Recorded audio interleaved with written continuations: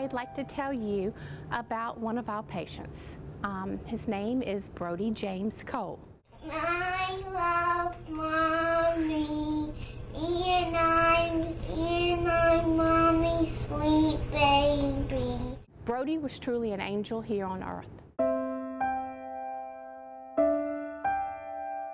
He had an underlying disorder called mitochondrial disease. For Brody, it manifests itself primarily as intestinal failure. So he could not digest any foods. He didn't eat really past the age of 1. Eating made him sick. Although he loved food, he used to say when he was waiting for a transplant, and he used to say when he got his transplant he was going to eat hot dogs and swim all by himself.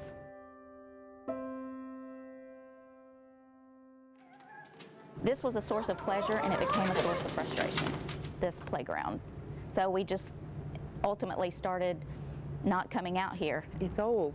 Children need to be able to be children. It needs to be replaced. The playground is where all children like the freedom to pretend, to play, regardless of whether they're healthy or whether they're ill. A lot of kids test their IV poles, and some kids can barely walk.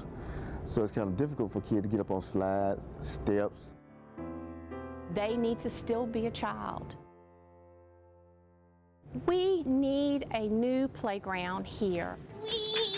It's accessible, this playground is, to get out here, but once you're out here in a wheelchair, or even if you can walk but you have an IV pole, you can't do anything.